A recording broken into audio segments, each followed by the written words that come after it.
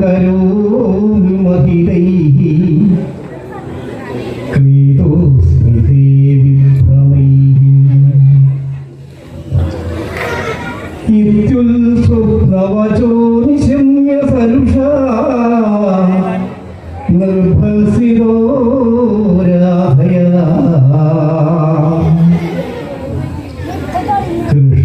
കൃഷ്ണതൽപരമേവ തദ്വ്യപദിശൻ ക്രീഡാവിട പാതുവഃ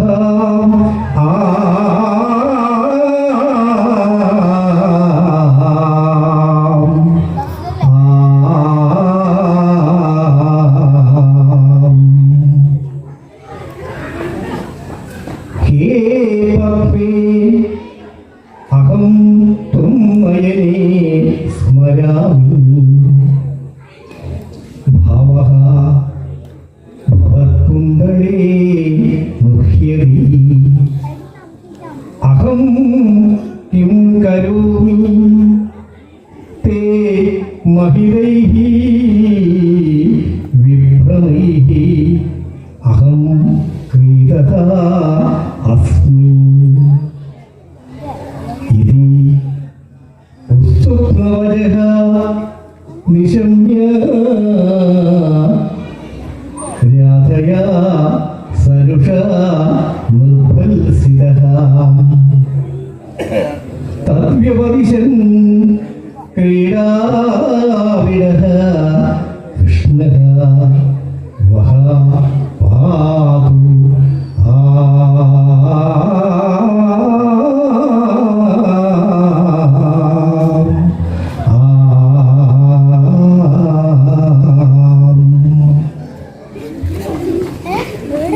അല്ലയോ പാപ്മേ ഞാൻ നിന്റെ നയനങ്ങളെ സ്മരിക്കുന്നു ഭാവം നീലമായിരിക്കുന്ന ഭവകുണ്ഡലത്തിൽ മോഹിക്കുന്നു ഞാൻ എന്തു ചെയ്യുന്നു നിന്റെ മഹിതങ്ങളായിരിക്കുന്ന വിഭ്രമങ്ങളെ കൊണ്ട് ഞാൻ ക്രീഡനായും ഭവിക്കുന്നു ഇപ്രകാരം ഉസ്തുപ്നവചസ്സിനെ നിശമനം ചെയ്തിട്ട് സരുഷയായിരിക്കുന്ന രാധയാൽ നിർഭൽസിതനായിട്ട് തദ്വ്യപദിശനായി ക്രീഡാവിടനായിരിക്കുന്ന കൃഷ്ണൻ നിങ്ങളെ പാലിക്കട്ടെ.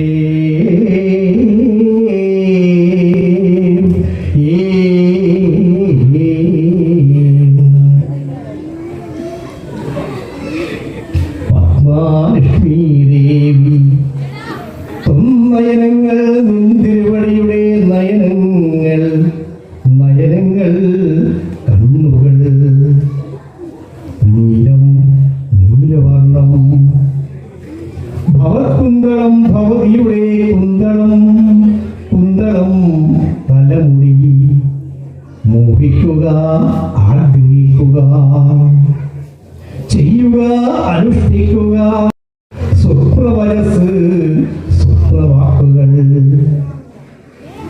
സരുഷ ക്രോധത്തോടുകൂടിയവൾ രാധ രാധ എന്ന ഗോപസ്ത്രീ നിർഭൽസിതൻ ഭർസിക്കപ്പെട്ടവൻ ഭർസിക്കുക ശകാരിക്കുക തദ്വ്യപദിശൻ അതിനെ വ്യപദിശനായിട്ടുള്ളവൻ അത് സ്വപ്നവാക്ക് വ്യപദിശൻ പറയുന്നവൻ ക്രീഡാവിടൻ ക്രീഡയിൽ വിടനായിട്ടുള്ളവൻ ക്രീഡാകളി വിടൻ ഭൂതൻ തൽപരം താല്പര്യത്തോടുകൂടി കൃഷ്ണൻ ശ്രീകൃഷ്ണൻ പാലിക്കുക രക്ഷിക്കുക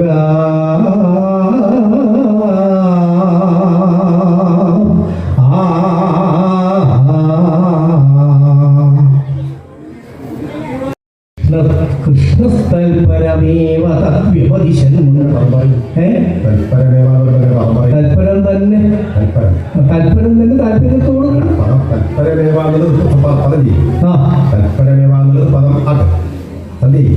തൽപരം തൽപരമേവ എന്നുള്ളത് നിങ്ങൾ പദം വിളിക്കും. തത് പരം തൽപരം. തൽപരമേവ എന്നുള്ളത് അങ്ങനല്ലേ? തൽപരം പ്ലസ് ഏവ, തൽപരം കൂട്ടണം ഏവ, തൽപരമേവ. എന്താ തൽപരം എന്നുള്ള എന്താ ഗോപതി? തൽപരം എന്നത് പിന്നെ പ്രഥമയാണ്. തൽപരം ആർക്കാണ് വിശേഷമായിട്ട് പറഞ്ഞത്? എന്ത് ആ പദം ആർക്കാണ് വിശേഷമായി? അങ്ങനെയുള്ള കൃഷ്ണൻ, അങ്ങനെയുള്ള കൃഷ്ണൻ തൽപരമേവ താല്പര്യത്തോടുകൂടി. തൽപരം എന്ന് എന്താ ലിംഗം? പ്രഥമേവം നപുംസലിംഗം. കൃഷ്ണൻ എന്താ ലിംഗം? കൃഷ്ണൻ എന്താ ലിംഗം? കൃഷ്ണൻ പുല്ലിംഗമാണ്. പുല്ലിംഗമാണ്. അതങ്ങനെ ഒപ്പുനിർത്തുമെന്ന് പറഞ്ഞത് അല്ല, നമ്മുടെ സമാസവിഹിതമായ പദമല്ലല്ലോ അത്. അല്ല, സമാസവിഹിതമായ പദമല്ല അത്. അല്ല അല്ലെങ്കിലും സമാസവിഹിതമായ പദമല്ല അത്. തൽപരമേവ എന്നാണ് അദ്ദേഹം ചോദിച്ചത്. ഞാൻ അങ്ങനെ പുല്ലിംഗത്തിൽ പറയണോ? അല്ല, അവിടെ മാരകമായ വളരെ ഗൗരവമുള്ള ദോഷക്കാരുണ്ട്. നിങ്ങള് പിന്നെ ക്രീഡാവിട എന്നുള്ളത് പ്രഥമയാണ്. അതിന് നിങ്ങൾ തൽപരം എന്നുള്ള വിശേഷമായിട്ട് പറഞ്ഞു. അത് റോങ്ങാണ്, തെറ്റാണ്. എന്താ റോങ് പറഞ്ഞു? കാരണം പിന്നെ വിശേഷങ്ങൾ ഇതൊക്കെ പൊരുത്തം വേണ്ടേ? പൊരുത്തം വേണ്ടേ? തൽപരം എന്നുള്ളത് ജില്ലയല്ലേ നിങ്ങൾ പറഞ്ഞത്? അവിടെ താല്പര്യം, തൽപരം തന്നെ തൽപരമായി, തൽപരം തന്നെ അർത്ഥത്തിലാണ്. അങ്ങനെ നിങ്ങൾ പറഞ്ഞ പ്രമാണം തൽപരം തന്നെ എന്നുള്ളത് പ്രഥമമായ ഏകവചനമാണ്. ന്യായം വേണ്ടേ? ന്യായം വേണ്ടേ? നിങ്ങളെ എന്താ ന്യായം താങ്കൾ വേണ്ടത്? അല്ല, അത് പറയുമോ? പറയാം. അത് തൽപരമേവ എന്നല്ല അത് വേണം എന്നായിരിക്കും തോന്നുന്നത്. അത് ആത്മഹത്യ എന്ന് ചോദിച്ചുള്ളത് ആത്മഹത്യാണ്. നിങ്ങൾ പറ്റിയ കവിതയെല്ലാം കൊടുത്തുള്ളൂ. കവിതയെല്ലാം പറയണ്ട, രാജ്യത്തിൽ പറഞ്ഞു. അപ്പോൾ അത് ആരെ കവിത കേട്ടെ? ഇതാരെ കവിതയാണ് പഠിക്കുന്നത്? നിങ്ങൾ സ്വാഭാവികമായിട്ടും ഞാനൊരു പദ്യം ചോദിച്ചു. ആ പദ്യത്തിന്റെ ഒരു ആശയം പറഞ്ഞതിന് ശേഷമല്ലേ അല്ലപ്പോ താങ്കൾ ഇങ്ങനെ ചോദിക്കുക. നിങ്ങൾ ആ തൽപരമേവ അത് പറയാം, അതൊക്കെ പറയാം. നമ്മളൊരു പദ്യം ചൊല്ലിക്കണം. ആശയം പറയാം. മുക്കാൽ മണിക്കൂർ നിങ്ങൾക്കുണ്ട്. ഞാൻ നിങ്ങൾ ആശയം ആയിക്കോട്ടെ, പ്രശ്നമില്ല. നിങ്ങൾ എത്രയും ചോദിച്ചോ. എല്ലാ സൗകര്യവും നമ്മൾ വിളിക്കുന്നവർക്ക് നിങ്ങൾ എത്രയും ചോദിച്ചോ, പ്രശ്നമില്ല. ഒരു പ്രയാസമാണ്. നന്നായിട്ട് പഠിക്കാൻ ചോദിക്കും. പക്ഷേ എനിക്ക് നിങ്ങളിലെ ഒന്ന് രണ്ട് മുഴച്ചു നിൽക്കുന്ന ആയിക്കോട്ടെ, നിങ്ങൾ ചോദിച്ചോ. അപ്പൊ ആശയമായിട്ടാ പറയാം. ഇത് ആശയം പറഞ്ഞോട്ടെ. ആശയത്തെക്കാൾ പദത്തിൽ ഇത് ക്ലാസിക്കൽ ഭാഷയിൽ പഠിക്കുന്ന സംസ്കൃതം ഒരു ക്ലാസിക്കൽ ഭാഷയാണ്. അതിനങ്ങനെ പിന്നെ ഇങ്ങനെ ഒരു മുഴച്ചു നിൽക്കുന്ന ഒരു ഒരു ഒരു വളരെ പ്രയോഗം അതിനെ കുറിച്ചല്ല ആശയം പറഞ്ഞിട്ട് രണ്ടാമത് ആശയം പറയണോ? ആശയം പറയണം. നിങ്ങൾക്ക് ഭയങ്കര നേരത്തെ കണ്ട നിങ്ങളല്ലേ. അപ്പൊ ഞാൻ നമുക്കൊരു മറത്തുകളിക്ക് രീതിയില്ലേ ഇപ്പൊ. അപ്പൊ ഇപ്പോ നിങ്ങൾ ഏറെ തൽപരം എന്ന പദത്തിൽ എന്താണ് താങ്കൾ കണ്ട് താങ്കൾ പറയാം. ഞാൻ മനസ്സിലാക്കിയതേ എനിക്ക് പറയാൻ പറ്റുള്ളൂ. അത് പറയാം. ആയിക്കോട്ടെ. നിങ്ങൾ പറഞ്ഞല്ലോ തൽപരം എന്നാണ്. അത് ഞാൻ പറയുന്നത് കൃഷ്ണ എന്നുള്ള ഏകവചനമാണ്. അത് തൽപര ഏവ എന്ന് പറയും. എന്നാൽ ചിലപ്പോൾ ചെയ്യും. തൽപരനായ കൃഷ്ണൻ പറയും. തൽപര സാധാരണ പദ്യം തിരുത്തലേക്ക് കഴിയില്ല. ഇത് ഈ പദ്യം എന്ന് പറയുന്നത് നേരത്തെ പറഞ്ഞു ധാര പദ്യം എന്നൊക്കെ ചോദിച്ചത് ഞാൻ മനസ്സിലാക്കിയത് അതുകൊണ്ട് ഞാൻ ഇതിനൊരു ആശയം കൂടി പറഞ്ഞാൽ മാത്രമേ അതിന്റെ ആ തലത്തിലേക്ക് എത്തും. ഇവിടെ ഞാൻ പറഞ്ഞു വന്നത് അത് പറയാം. ഇവിടെ പിന്നെ അപരിണതി എന്ന് പറയുന്ന ഒരു അലങ്കാരത്തെ കുറിച്ച് പറയുന്നത്. ആ അപരിണതിയുടെ വകഭേദങ്ങളിൽ ഒന്നാണ് ചേകാപരിണതി എന്ന് പറയുന്ന ഒരു അലങ്കാരം. ആ ചേകാപരിണതി അലങ്കാരത്തിന് ഒരു ഉദാഹരണമായി കൊടുത്ത പദ്യമാണ്. അല്ല, അതിന്റെ ആശയം അല്ല, ആ പറയാനുള്ള ഒരു മൂഡ് താങ്കൾ അതിന്റെ ഒരു മൂഡ് താങ്കൾ നമ്മൾ പറയുമ്പോൾ നിങ്ങളുടെ മൂഡ് പോയും വേണ്ട. അതിന് നിങ്ങൾ പരസ്പരം പറയുന്നത് അല്ല, അവിടെ ഇവിടെ പറയുന്നത് സന്ദർഭം ഇതാണ്. രാധയും കൃഷ്ണനും അവരുടെ സ്നേഹബന്ധം നമുക്കറിയാം. രാധയെ കല്യാണം കഴിച്ചിട്ടൊന്നുമില്ല കൃഷ്ണൻ. പക്ഷെ അവർ പലപ്പോഴും ഈ വൃന്ദാവനങ്ങളിൽ ഒന്നിച്ചു കൂടാറുണ്ട്, അവർ ആ സെക്രട്ടറികളൊക്കെ ചെയ്യാറുണ്ട് എന്നൊക്കെ നമുക്കറിയാം. അപ്പൊ അങ്ങനെ ഒരു ദിവസം കൃഷ്ണൻ രാധയുടെ മടിയിൽ കിടന്നുറങ്ങിയ ആ കിടന്നുറങ്ങുമ്പോൾ കൃഷ്ണന് പെട്ടെന്ന് സ്വപ്നം കണ്ടു. അപ്പൊ സ്വപ്നം കണ്ടപ്പോ സ്വപ്നത്തിൽ ഈ കൃഷ്ണൻ ഉറക്കെ വിളിച്ചു പറയുകയാണ്. ആരുടെ മടിയിലാണ്? രാധയുടെ മടിയിലാണുള്ളത്. എന്താ പറയുന്നത്? അല്ലയോ പത്മേ, ഞാൻ നിന്റെ നയനങ്ങളെ സ്മരിക്കുന്നു.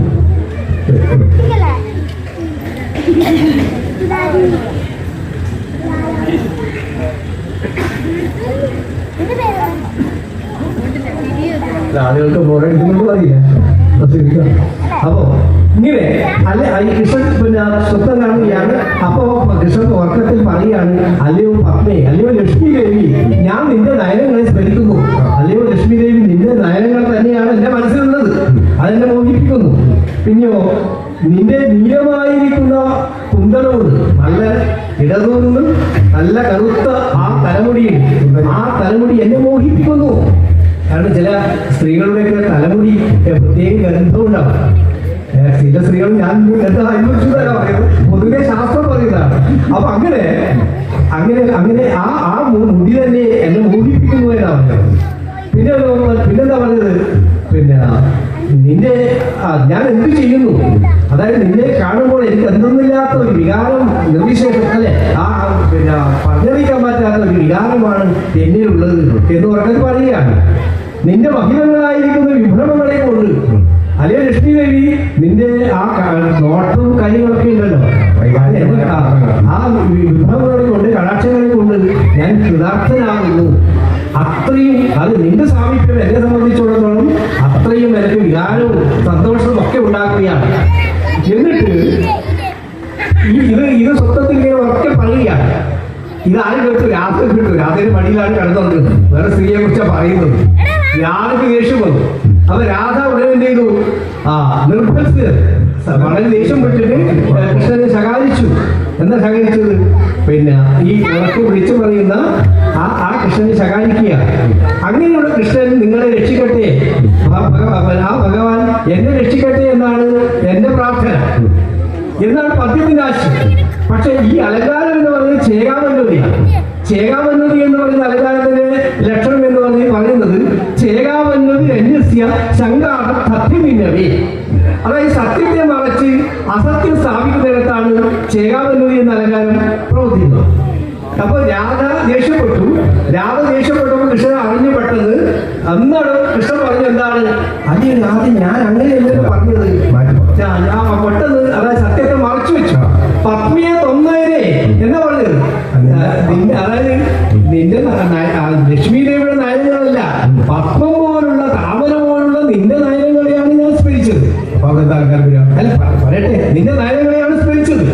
പിന്നെ പറഞ്ഞത് നിന്റെ മനോഹരമായ ആ നീലമായ കുന്തളം, നിന്റെ തലമുടിയുണ്ടല്ലോ, അതെന്നെ മോഹിപ്പിക്കുന്നു. ആ നിന്റെ നോട്ടങ്ങളുണ്ടല്ലോ, ആ നിന്റെ നോട്ടങ്ങൾ എന്നെ ഭയങ്കര കൃതാർത്ഥനാക്കുന്നു എന്ന് രാധയാണ് ഞാൻ കണ്ടത് എന്ന നിലയിൽ കൃഷ്ണൻ രണ്ടർത്ഥം പറഞ്ഞില്ലേ? പത്മ എന്നുള്ളതിന് പത്മസദൃശമായ നയം എന്നുള്ളത്. അവിടെ എനിക്കൊരു സംശയമുണ്ട്. നമുക്ക് ഞാൻ അവസാനം ആദ്യം പറഞ്ഞില്ലേ, അത് പറഞ്ഞിട്ട് നമുക്ക് ഇതിലോട്ട് വരാം. ഇപ്പൊ നിങ്ങൾ പറഞ്ഞ എന്താ പറയുക, തൽപര ഏവ എന്ന് നിൽക്കുമോ? നമ്മള് അങ്ങനെ നിൽക്കുമോ? തൽപര ഏവ എന്ന് നിൽക്കുമോ? സംശയമാണ്. കാരണം നമ്മളിപ്പോ നമ്മളെ അക്കാഡമി സംഘടനയൊക്കെ ശില്പശാലയൊക്കെ ഇതൊരു ക്ലാസിക്കൽ ഭാഷയാണ് സംസ്കൃതം. അപ്പോൾ അതിനൊക്കെ പല നിയമങ്ങളും, ആ നിയമങ്ങൾ ഇവിടെ അനുശാസിക്കും. നിങ്ങളിപ്പോൾ എന്നോടൊക്കെ ചോദിച്ച പോലെ ഇതിനൊക്കെ പല നിയമങ്ങളുണ്ട്. നമ്മൾ വിദ്യാർത്ഥികളും നമുക്ക് അറിയുന്ന കാര്യങ്ങൾ ഇവിടെ സൂചിപ്പിക്കാം. വാക്കുകൾ ചിലപ്പോൾ നമ്മൾ തമാശ രൂപത്തിൽ പറയുമ്പോൾ തിരിഞ്ഞിരിക്കണം. പക്ഷെ അവിടെ ആ തൽപരയ എന്നുള്ളത് നിൽക്കുമോ എന്നതാണ്. അതായത് സ്വാഭാവികമായിട്ട് നിങ്ങൾ പറയുമ്പോൾ തൽപര എന്നിരിക്കുമ്പോൾ അവിടെ വിസർഗം ഉണ്ടല്ലോ. വിസർഗത്തിന് എന്ത് വരും? വിസർഗത്തിന് എന്ത് വരും? സ്വാഭാവികമായിട്ടും വിസർജനീയ സകാലം വരില്ലേ? വലിയ പഠിക്കാം. അപ്പൊ എന്താവും? തൽപരാസ് എന്നാവും. അപ്പൊ എന്താവുന്നു? വീണ്ടും സകാലത്തിൽ എന്താവുന്നു? സസജുസോര് വന്നിട്ട് രകാരം വരും. അപ്പൊ തൽപര അവിടെ എന്താവണം? തൽപര എന്നിരിക്കുമ്പോ എന്താ? ഓ അഗോ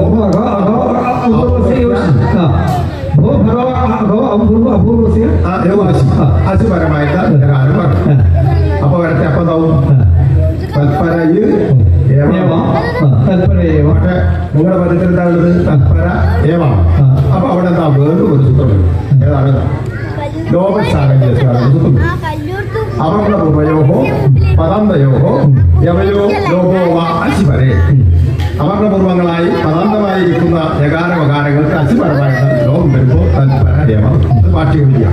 അപ്പൊ തൽപര ഏവ എന്നും ആവാം, തൽപര ഏവ എന്നും ആവാം. അവിടെ നിങ്ങൾ ആയിക്കോട്ടെ, നിങ്ങൾ പറഞ്ഞത് ഇവിടെ ഈ പദ്യം നിങ്ങൾ പറഞ്ഞതിൽ ചില പോരായ്മകളുണ്ട്. കൃഷ്ണൻ എന്ന് പറയുന്നത് പുല്ലിംഗമാണെന്നും അതുകൊണ്ട് അതിന്റെ വിശേഷണം പുല്ലിംഗത്തിൽ തന്നെ വേണം എന്നാണ് പറയുന്നത്. പക്ഷെ ഞാനവിടെ പിന്നെ അങ്ങനെയല്ല, പദ്യം മാത്രം ഞാൻ തയ്യാറത് ഒരു ഋഷിവര്യന്റെ ശ്ലോകമാണിത്. അപ്പൊ നിങ്ങൾ പറഞ്ഞത് അവിടെ പുല്ലിംഗം വെച്ചിട്ട് ആ നിലയിൽ ഇതിനെ വ്യാഖ്യാനിക്കണം എന്നാണ്. പക്ഷെ എൻ്റെ അഭിപ്രായത്തിൽ അത് തൽപരമാകും വണ്ണം അവിടെ ഒരു ക്രിയാവിശേഷമായിട്ട് ഞാനതിനെ കാണുകയാണ്. തൽപരമാകും വണ്ണം ആ ഭക്തനായ കൃഷ്ണൻ എന്നെ രക്ഷിക്കട്ടെ എന്ന അർത്ഥത്തിലാണ് ഞാനതിനെ കാണുന്നത്. അവിടെ തൽപരമായ പുല്ലിംഗത്തിൽ വേണ്ട, തൽപരമാകും വണ്ണം ഞാൻ ഈ കൃഷ്ണൻ എന്നെ രക്ഷിക്കട്ടെ എന്ന അർത്ഥത്തിലാണ് അതിനെ ഞാൻ കാണുന്നത്. ആദ്യം പറയണോ? നിങ്ങൾ പറഞ്ഞിട്ട് അബദ്ധത്തിൽ വീണുപോയി.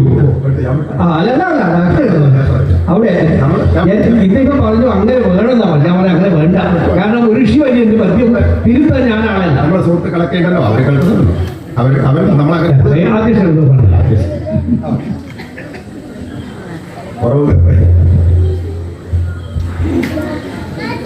ഗോപാലകൃഷ്ണ തൽപര ഏവ എന്ന് പറഞ്ഞാൽ ക്രീഡാവിടനായ കൃഷ്ണൻ എന്നുള്ള ആ ശബ്ദത്തെ അടിസ്ഥാനപ്പെടുത്തിയിട്ടാണ് താങ്കൾ പറയുന്നത്. ഇങ്ങനെ വന്നാൽ അത് ശരിയാവുമല്ലോ. തൽപര ഏവ എന്നൊരു വിസർഗത്തിന്റെ സകാലം വന്ന് അവിടെ പറയുന്ന ഈ ഭോഗോപൂർവശേഷി എന്നൊക്കെ സൂത്രം വന്ന് ലോകശകല്യസ് അത് വന്നാൽ സ്വാഭാവികമായിട്ടും അവിടെ ആ വിസർഗം പോയി ഇത് വരും എന്ന രീതിയിൽ വരുന്നതല്ലേ നല്ലതെന്നാണ് അദ്ദേഹത്തിന് താല്പര്യം. പക്ഷെ ഭാസ്കരൻ പണിക്കർ പറയുന്നത് അതിനെ ഒരു ഋഷിവര്യന്റെ വലിയ നമ്മൾ സാധാരണക്കാരെ പറ്റിയല്ല. ആ പദ്യത്തിൽ തിരുത്താൻ ഞാനാണില്ല. അപ്പൊ അത് എങ്ങനെ ശരിയാക്കണം? അവിടെ തൽപരം എന്ന് പറയുന്നത് ക്രിയാവിശേഷമായിട്ട് തൽപരമാകും വണ്ണം ഈ ഭഗവാനെ എന്നെ രക്ഷിക്കട്ടെ. അതിപ്പോ നിങ്ങളിപ്പോ ഗോപാലകൃഷ്ണ പണിക്കർ പറഞ്ഞുവല്ലോ, ഇങ്ങനെ വരുന്നതല്ലേ നല്ലത്, പുല്ലിംഗമായതുകൊണ്ട് ഇങ്ങനെ ഒന്നും തെറ്റില്ലല്ലോ എന്ന് പറഞ്ഞുവല്ലോ. അപ്പൊ തൽപര എന്ന് പറഞ്ഞത് ശരിയല്ലേ? അല്ല ഞാൻ അങ്ങനെ ഈ എന്നാൽ ആദ്യത്തെ ഇത് കഴിഞ്ഞില്ലേ?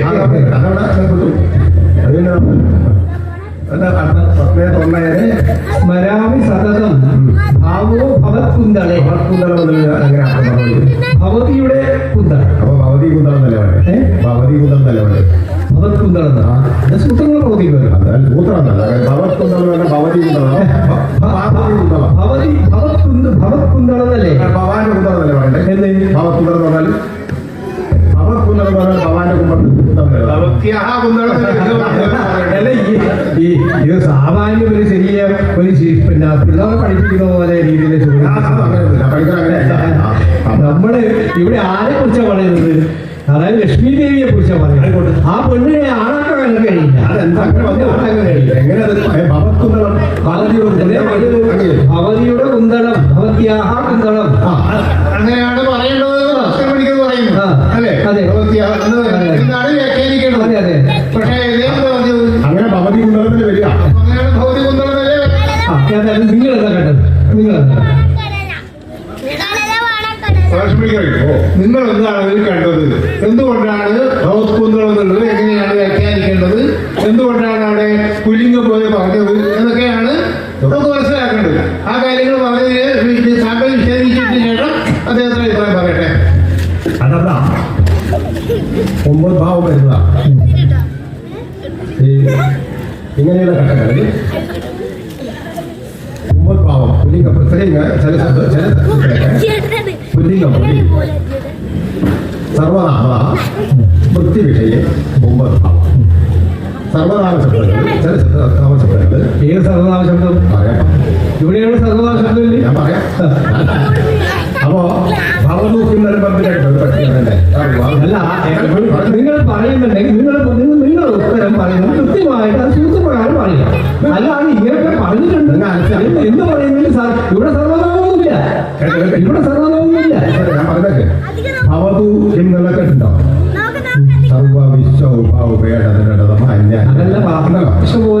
അതല്ല ഭവതു ഇന്നലെ ഭൂധാതുവിന് ആദ്യ ഡവതു പ്രത്യേകം വന്നിട്ടാണ് ഭവതു ആവുന്നു. അതിന് ഈ പതിനെട്ടിന് പ്രത്യേകത്തിന് ഭവതി എന്നാണ്. ആ സർവനാമ ശബ്ദത്തിനെ വൃത്തി വിഷയത്തിലേക്ക് സമാസാര വൃത്തിക്ക് ഭാവം വരും. അപ്പൊ ഭവതഹ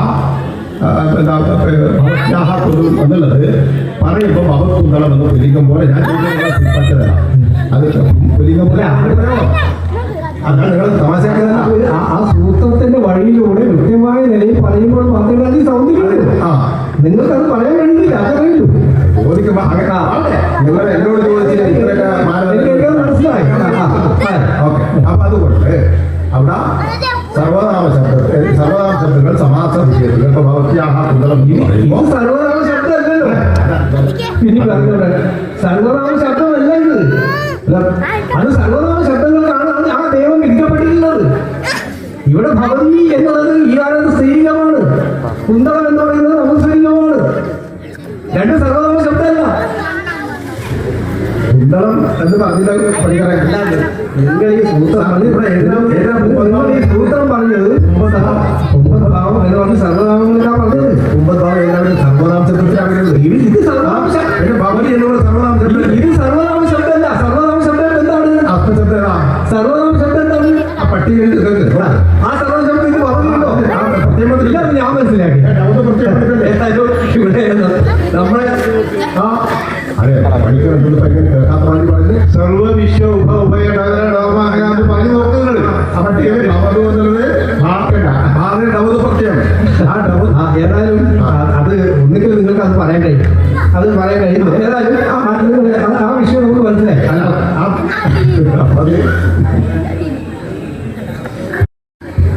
മെയ് ഒന്നായതിന് എന്തിനു വടിയുടെ നയന എങ്ങനെ വിജയിക്കും?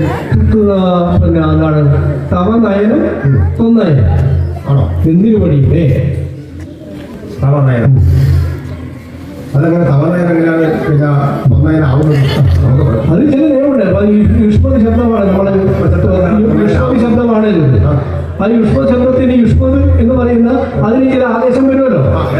അവിടെ തൊതു എന്ന ഈ യുഷ്മദാസ് പിന്നെ പ്രഥമയ്ക്ക് ഇതിനെന്താണ് തൊതു ആദേശം വരുന്നുണ്ടല്ലോ. ത്വാമ എന്ന ആദേശം വരുന്നല്ലോ. അപ്പൊ ത്വാമ എന്ന ആദേശം വരുന്നല്ലോ.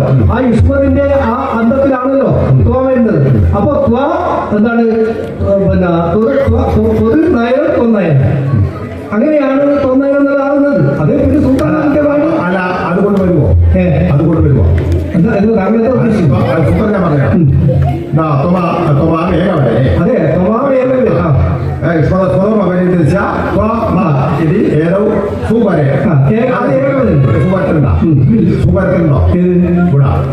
ഇവിടെ എന്താണ് അതെന്നെ പറഞ്ഞ അതിന് ആവേശം വരുന്നത് തവ ശബ്ദത്തിന് ഇവിടെ നിന്തിന് വഴിയുടെ അർത്ഥത്തിലല്ലേ തവ നയനം നിന്തിന് വഴിയുടെ നയനം എന്നാണ്. അപ്പൊ ഈ തവക്ക് യഥാർത്ഥത്തിൽ തോന്നി ആവശ്യം വരുന്നത് ഞാൻ മനസ്സിലാക്കുന്നത്. അപ്പൊ നിയമം ഉണ്ടാവാം, പണ്ട് നിയമം ഉണ്ടാവാം. വേറൊരു സൂത്രപ്രവർത്തിക്കും പ്രത്യേകോ പദമോ പരമായ എന്താണ് പ്രത്യേകോ പദമോ പരമായിരുന്നാൽ യുഷ്മതസ്പദോഹോ മകരേന്ദ്രസ്യ അവരുടെ സുവരത്തിലില്ലാത്തത് കൊണ്ട് പൂർവോത്തര പ്രതിവസ്ഥ അല്ല പ്രത്യോത്തര പ്രതിവസ്ഥ പ്രത്യേകമോ ഉത്തരവോ പദമോ പരമായിരുന്നാൽ എന്ത് വരും ഇവിടെ അപ്പൊ ഉത്തരപദം ഒരു ഉത്തരത്തിൽ ഒരു പദം ഉള്ളത് കൊണ്ട് എന്ത് വരുമ്പോൾ യുഷ്മത് ശബ്ദത്തിന് പൊതു നയനം. അപ്പൊ മകാരവിരുദ്ധമാണ് പൊതു അത് നയനം. അപ്പൊ അത് അതോ കൂടെ എന്നുള്ള സൂത്രം വരുമ്പോൾ ആ രണ്ടാകാരം വന്നു. പിന്നെ ഏറോട് വാസിക്കുന്നു അത് ഞാൻ ഇത് വ്യാകരണം പറയുമ്പോൾ അതിന് കൃത്യമായ നിലയിൽ തന്നെ സൂത്രങ്ങൾ നിരത്തി വെച്ചുകൊണ്ട് പറയണം. അല്ല ആ വിഷയമായി അങ്ങനെ അധ്യക്ഷൻ ഇടപെടാനില്ല. കാരണം വെച്ചാൽ അതിന്റെ നിയമപ്രകാരം അങ്ങനെയാണ് വരേണ്ടത്. അത് സൂത്രം പറയാൻ ലേശം താമസിച്ചു താങ്കൾ. അല്ല അത് ആ പ്രത്യേകത അത് ശരിയായി. അപ്പൊ അതിന്റെ വഴി വന്നാൽ ശരിയായി. പിന്നെ നമുക്കറിയാലോ സാധാരണ തന്നെ നിഷേധിക്കാൻ സമയത്ത് ആ രീതിയിൽ വരും. ഇവിടെ പിന്നെ നിങ്ങൾ ഈ നമ്മുടെ ഇത് കഴിഞ്ഞല്ലോ. പിന്നെ നിങ്ങൾ ഇവിടെ നമ്മൾ അറിയിച്ച കൃഷ്ണൻ ഭഗവാൻ കൃഷ്ണനെ വർണ്ണിച്ചു. ഭഗവാൻ കൃഷ്ണൻ എന്ന് പറഞ്ഞ ഒരു ചരിത്ര പുരുഷനായിട്ടാണ് പല ആളുകൾ അവതരിപ്പിക്കുന്നത്. എന്ന് വെച്ചാൽ അദ്ദേഹം മരിച്ചിട്ട് 5100 കലിവർഷം അത്ര വർഷം എന്നാണ് നമ്മളെ കലിയുഗ വർഷം ഉള്ളത് അല്ലേ? അതായത് ഭഗവാൻ കൃഷ്ണൻ ഒരു അവതാര പുരുഷൻ മരിച്ചിട്ട് ഇപ്പോൾ കലിവർഷം 5125 അങ്ങനത്തെ വർഷമായി എന്ന് തോന്നുന്നു. എനിക്ക് നല്ല ധാരണയില്ല. പക്ഷെ അത്ര വർഷമായ ഒരു ധാർമ്മികനായ ഒരു അവതാര പുരുഷനെ നിങ്ങൾ ഒരു വിടനായിട്ടാണ് ഇവിടെ പറഞ്ഞത്. വിടനായിട്ടാണ് പറഞ്ഞത്. ഇവിടെ ഇപ്പൊ നിങ്ങൾ എന്തുകൊണ്ടെന്ന് പറഞ്ഞത് ഞാൻ പറഞ്ഞ ഭാരതത്തിൽ ഒരു പദ്യമുണ്ട്. അല്ല നിങ്ങൾ ഇപ്പൊ ചോദ്യകർത്താവാണ്. എന്താണ് നിങ്ങൾക്ക് ചോദിക്കാനുള്ളത്? നിങ്ങൾ ചോദിക്കുക. അവതാര പുരുഷനായ കൃഷ്ണൻ നിങ്ങൾ കേവലം വിടനായിട്ട് ഒരു രാധയുടെ മടിയിൽ കിടക്കുന്ന അല്ലെ രാധയുടെ മടിയിൽ കിടക്കുന്നതായിട്ട് പറഞ്ഞു. ഇപ്പൊ നമുക്കറിയാം ഭഗവാന്റെ ചരിത്രം പറയുന്ന ആധികാരികമായ ഗ്രന്ഥം ഭാഗവതമാണ്. ഈ ഭാഗവതത്തിൽ ഒരിടത്തും രാധ വരുന്നില്ല. രാധയുടെ പേര് പോലും പരാമർശിക്കുന്നു. ആ രാധയെ നിങ്ങളുടെ കവി ഒരു വലിയ അവതാര പുരുഷനെ വ്യവഹാരം ജീവിതത്തിലെ ആചാരം കുട്ടികൾ പഠിക്കാനുള്ളതാണ്. വലിയ ഉന്നത ശ്രേണിയിൽ നിൽക്കുന്ന ഒരാളാണ്. നിങ്ങളൊരു വളരെ മോശമായിട്ടൊരു ദൂർത്തെന്നാണ് പറഞ്ഞത്. തിരുവനന്തപുരത്തിന് ആ ദൂർത്തെന്ന് ഒരു വിശേഷമായിട്ട് വേറെയുണ്ട്. സംഭോഗഹീന സമ്പത്ത് വിരസ്തു ദൂർത്തഹ പിന്നെന്താ കലൈകദേശ കുറച്ച് കലയെ കുറിച്ച് അറിയാം ആയില്ല. പിന്നെന്താ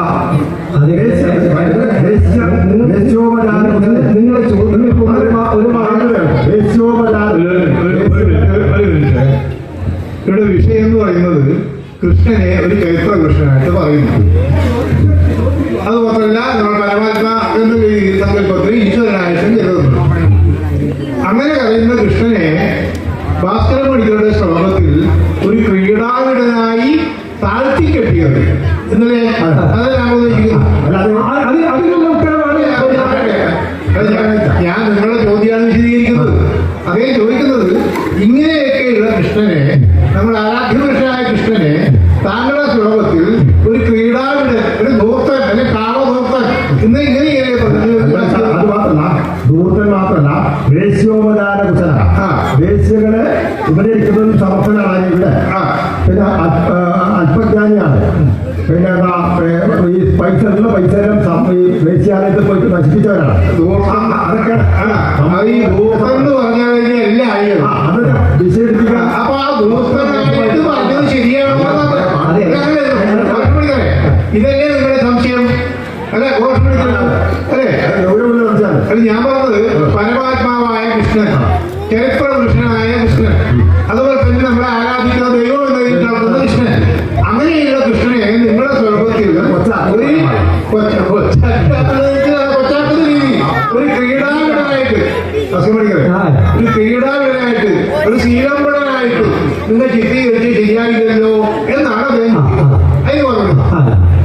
ഞാൻ കുറച്ച് പറയാം. അപ്പോൾ ഒരുപാട് പറയാം. അങ്ങനെയാണ്.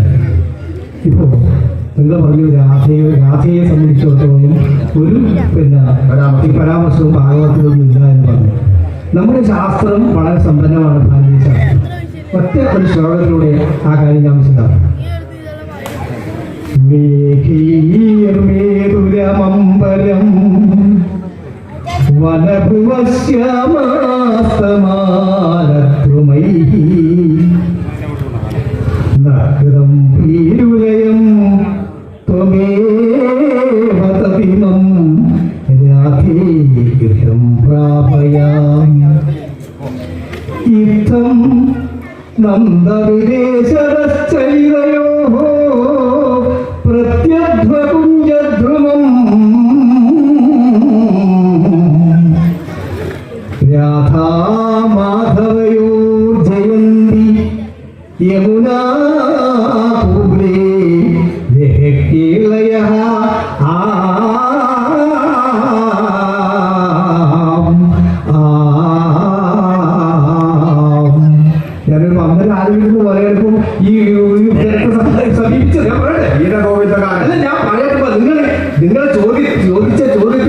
ഞാൻ ഈ ശ്ലോകത്തിലൂടെ നിങ്ങളുടെ മുന്നിലേക്ക് അവതരിപ്പിക്കുക.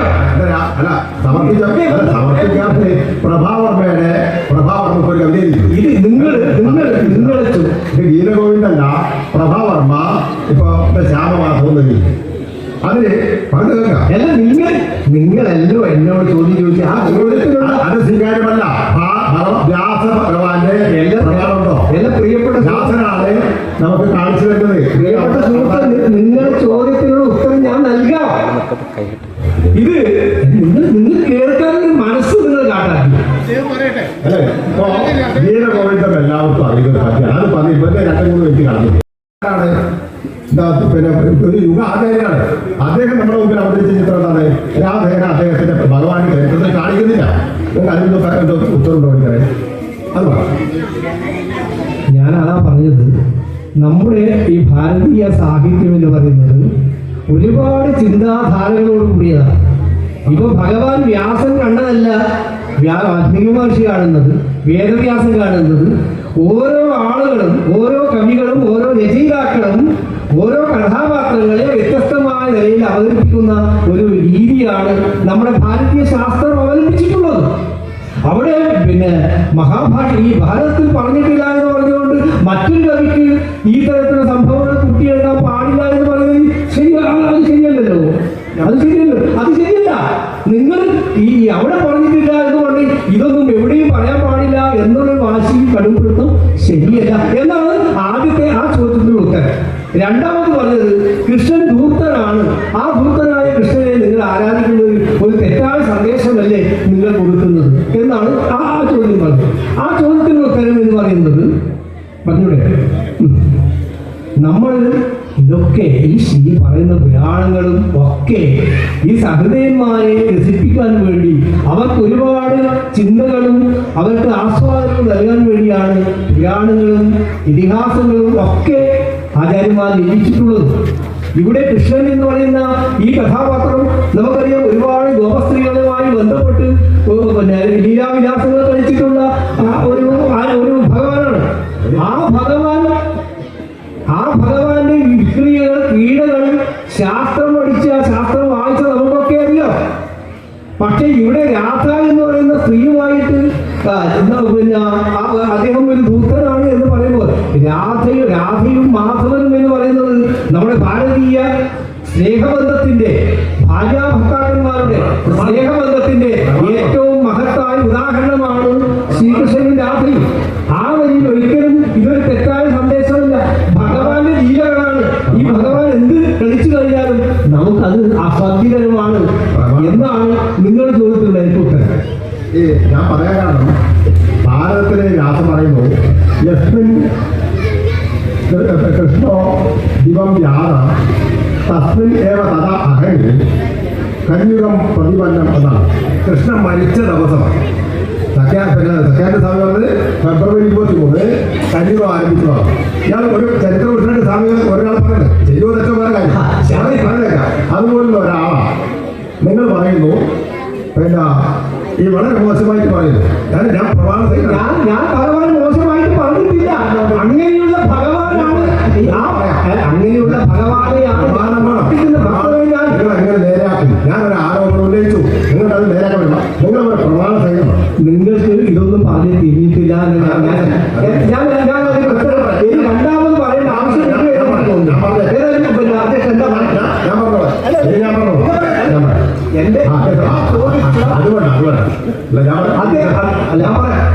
അതായത് ഇതില് ഭാഗവതത്തിൽ പിന്നെ ദശമസ്കന്ധത്തില് 32, 33 തുടങ്ങിയുള്ള അധ്യായത്തിൽ 1-2 പരാമർശങ്ങൾ പേര് പറയാതെ രാധയെ പരാമർശിക്കുന്നത്. പേര് പറയുന്നത് കേജിത്തു രാസപരിശ്രാന്ത, ചിലവൾ രാസക്രീഡയിൽ ക്ഷീണിച്ചിട്ട് നിൽക്കുന്നുണ്ട്. അങ്ങനെ 2-3 പരാമർശം അല്ലാണ്ട് രാധയെ പറയുന്നില്ല. അതുകൊണ്ടാ ആത്മാരാമസ്തു കൃഷ്ണസ്യ, എന്താ ആത്മാരാമനായ കൃഷ്ണന്റെ പരമാത്മാവ് തന്നെയാണ്. അദ്ദേഹത്തിന്റെ ആത്മാവ് തന്നെയാണ് രാധ. ആത്മാരാമസ്തു കൃഷ്ണസ്യ ആത്മശൈവ, ആത്മാവ് തന്നെയാണ് ആത്മാവേവ, പരമാത്മാവായ കൃഷ്ണന്റെ ആത്മാവ് തന്നെയാണ്. പിന്നെ ഇദ്ദേഹത്തിന്റെ കൂടെ മുഴുവൻ ഗോപസ്ത്രീകളും കളിച്ച ഗോപികമാരൊക്കെ കൃഷ്ണന്റെ കൂടെയുള്ള ഗോപികമാരൊക്കെ രാധയുടെ ആത്മാംശങ്ങളാകുന്നു എന്ന് പത്മപുരാണത്തിലെയും സ്കന്ദപുരാണത്തിലെയും ശ്ലോകങ്ങള് ഭാഗവതത്തിൽ കുറിച്ചേർത്തിട്ടുണ്ട്. ആ രീതിയിൽ പിന്നെ ഭാഗവതത്തെ നോക്കി കണ്ടാലേ ഇതുപോലുള്ള ആരോപണങ്ങൾക്ക് മറുപടി പറയാൻ പറ്റും. അല്ലെങ്കിൽ ഇത് കല സമൂഹത്തിലാണ് ഭഗവാൻ എന്ന് പറയുന്ന ആളുകളെ ഒരു മോശം അത് വ്യാസകാലത്തിനെ കുറിച്ചേർത്തിട്ടുണ്ട്. നിങ്ങൾ പറഞ്ഞു കഴിഞ്ഞു, നമ്മൾ ഇത്രയും പറഞ്ഞിട്ടുള്ളൂ.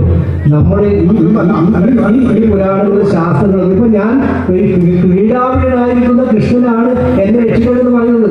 ഈ ശൃംഗാരസങ്ങളിൽ ദൂതനായിട്ടുള്ള കൃഷ്ണനാണ് ഭഗവാനായ ആ ഭഗവാനാണ് എന്നെ രക്ഷിക്കേണ്ടതെന്ന് ഭക്തനായി ഞാൻ പറയുന്നു എന്ന് പറയുമ്പോൾ ഇതൊക്കെ ഭക്തി ഈ ഭഗവാന്റെ ലീലാവിലാസങ്ങളൊക്കെ ഈ ഭക്തന് എന്താണ് ആത്മരതിയാണ്, ആത്മനിർമ്മാണമാണ് ഉണ്ടാക്കി കൊടുക്കുന്നത്. അല്ലാതെ ആ നിലയിലല്ല താങ്കൾ ചിന്തിക്കേണ്ടത്.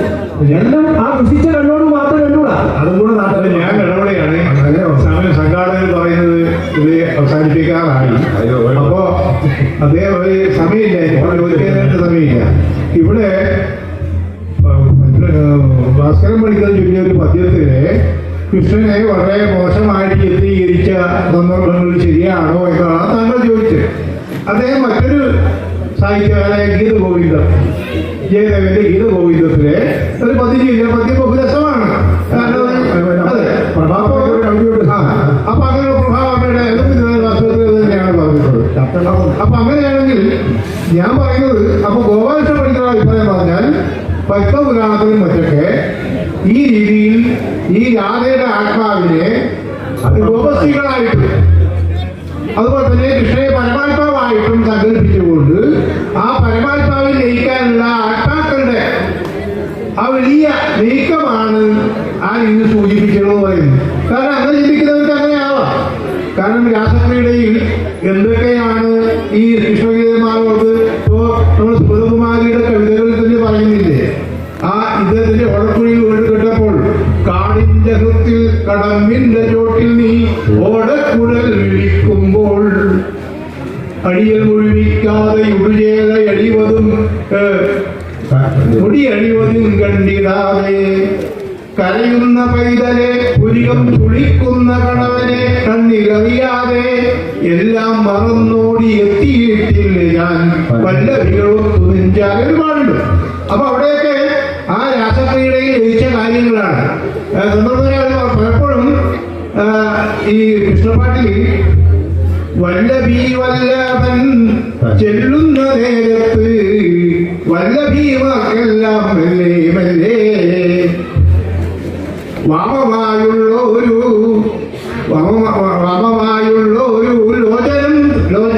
ലോചനവും തോളും വാമമല്ലാതെ അനങ്ങീതപ്പോൾ വ്യക്തികള്. അപ്പൊ ഇതുപോലെ കൃഷ്ണനെ വിടലായിട്ടും കാമദൂത്തനായിട്ടും ഇങ്ങനെ ഒരുപാട് കാര്യങ്ങളിൽ ഇപ്പൊ ഈ ജയദേവന്റെ കാര്യത്തിൽ ആ കൃഷ്ണനെ പറയുന്ന കാര്യങ്ങൾ ഓർത്താൽ വസ്തുതയിൽ നോക്കി ഇയാൾ തന്നെയാണ് ഈ ദേവന് തോന്നിപ്പോകും. അപ്പൊ അതുകൊണ്ട് വ്യത്യസ്തമായ ആചാര്യന്മാരിൽ വ്യത്യസ്ത രീതിയിൽ ഇതുകൊണ്ടൊന്നും കൃഷ്ണന്റെ മഹിമ കുറക്കാൻ കഴിയില്ല. കൃഷ്ണന് അദ്ദേഹം ജനിച്ച അദ്ദേഹത്തിന് ആരാധനാണ്, നിങ്ങൾക്കും ആരാധനാണ്. പക്ഷെ കവിതകൾ വെക്കുമ്പോൾ കവിതകളിലൂടെ മാത്രമേ നമുക്ക് ചർച്ചയ്ക്കും കാര്യങ്ങൾക്ക് പറയാൻ പറ്റും. ഒരു കഥ കൂടെ അല്ല ഭാഷ പഠിക്കാം. ഇനിയിപ്പോ നമുക്ക് അല്ല ഇനി സുഖമഹർഷിയാണ് ആദ്യം പറയുന്നത്. അതെ അതെ, സുഖമഹർഷി ഈ രാധ എന്ന് എവിടെയും പറയാത്തത് രാധ എന്ന് വാക്ക് വീണാൽ അദ്ദേഹത്തിന് മോക്ഷം കിട്ടുന്നത്. എന്നുള്ള രീതിയിൽ ഇതാണ് മനസ്സിലായില്ലേ. അപ്പൊ ഈ കൃഷ്ണൻ നമ്മൾ ആരാധിക്കുന്ന പരമാത്മാവായ ആ മഹാവിഷ്ണു എന്ന് പറയുന്ന അല്ലെങ്കിൽ സാക്ഷാത് പരമാത്മാവ് എന്ന് പറയുന്ന അങ്ങനെ ചിന്തിക്കണ്ട.